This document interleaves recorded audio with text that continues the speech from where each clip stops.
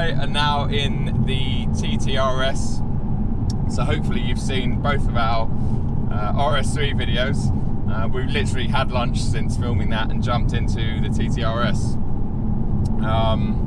It's a car that was potentially second on our list before we arrived. Yeah. But now we've both spent only a little bit of time behind the wheel, but immediately regretting our decision to choose an RS3 first. Yeah, exactly. And that's like, there's no bullshit. That this car, we both actually were just chatting off camera that I know I had one in Australia last January and you had one December 2017 as a week-long loan thing. Yep. And I was blown away by it because it's 400 PS and it's all accessible. You can just pin your right foot, feel like you're wringing out the car and the engine and getting the best out of it. And it's just brilliant. Yeah. It really is. There's no other words for it. Again, this has got the OPF style exhaust. This one is the Sports Edition. The Audi Sports Edition. Sports Edition, and you're saying you actually looked at the spec sheet and the retail, and this one is 67. 67. It's a lot of money. It is a lot of cash. But if you're looking at something like a Boxster S with a couple of toys, I'm sure that's easily in the high 60s. And to be fair, I really don't think there's many cars that are in this same marketplace really for that kind of money. Again, this is sort of R8 performance on a road like this, especially. In a car that's 60 odd grand base price. But inside it feels 60 grand as well. Beautiful cabin, really, really nice. I love the instruments, I love the layout, I love the controls within the vents and stuff. I love the simplicity of it all. This one's got like the carbon pack because it's a sports edition. It's got a lot of options. It's got a lot of options. It's got the contrasting red interior center console to go with the exterior paintwork. So it's a lovely car. There are a few questionable plastics when you search a bit lower, which I was doing when Paul was driving. I was scratching around and he's like, yeah, what are you doing, Joe? You need to go to the doctors or something.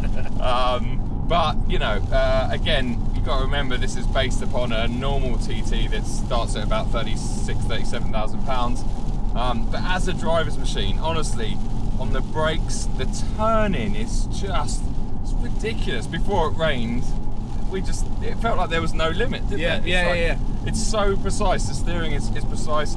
The pickup with the same engine that was in the RS3, on paper, apparently they're exactly the same, but this thing feels like it's got an extra 100 horsepower. It feels like it's had a Red Bull. It really does, yeah. It literally feels like it's had a Red Bull. And it's just a mega bit of kit. It's a 2+2, I think they call it. Rear seats are very tight, but great for just throwing luggage in, and they're there if you need them. If you legally need to carry 3 or 4 people, you actually can. There's seat belts and stuff in there. Wow, we're now going to take speed. This is like monsoon weather. Monsoon, yeah. We're going to take, we're a bit better off in a speedboat down here. But yeah, really nice, lovely driving position. I feel a lot more comfortable in here than I did in the RS3 again, but that's more so to do with the fact that I am abnormally tall. Like Paul was about 6 foot and fits the RS3 really well in the seats and stuff, whereas I always go on about the RS seats just being a bit small for my long body. But yeah, I love it. I think it's a really, really cool piece of kit. Lots of feel. It doesn't feel numb. There's steering feel. It's just, yeah, it's great. Anything to add?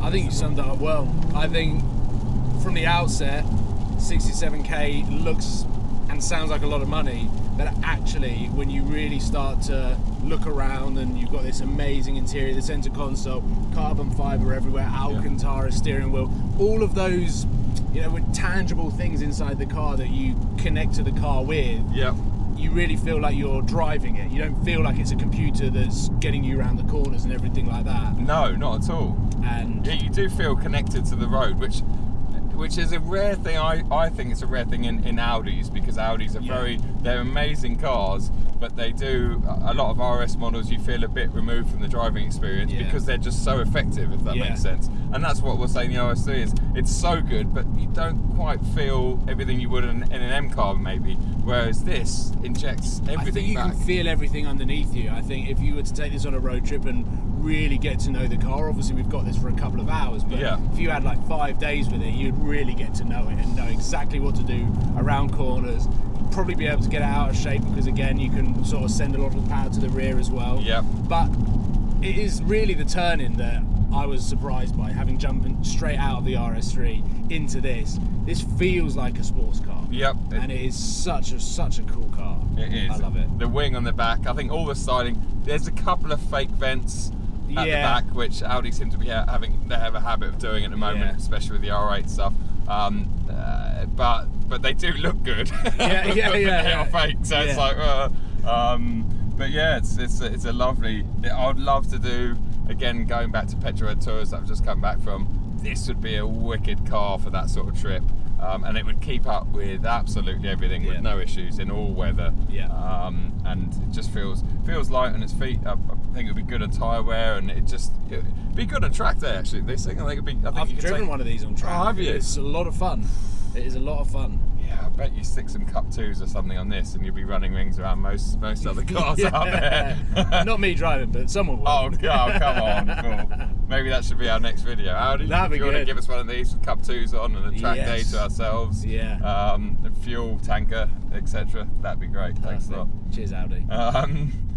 Yeah, cool. I think I'm going to finish it here because we're in a village and don't know where we are. We actually don't know where we are. We've got a flight to catch. And we've got a flight to catch. Literally, when you're in this situation, you kind of, it's hard to record when you don't know where you're going. It's great being up here, but neither of us got a clue where we are. Should we see what's going on? So while Paul's looking for, I think we have taken a wrong turn somewhere, but I haven't got no signal here. So all the map is doing is, I think we can turn. I think it's in this media. Left somewhere. Turn left anywhere. That's kind of what my map's doing at the moment. So yeah. Let's see. I think we can turn left. Oh, here we go. Montreux. A93. Oh, A93. left down here? Yeah. And I've just found it in the nav. Aberdeen. Oh, this one? Yeah. Sweet. Back on track. Back on track. Just bypassed through Ballata. So now we're coming. Oh, yeah. Grill there, steak grill. Oh, nice. You're still hungry? We just had lunch, mate. I know.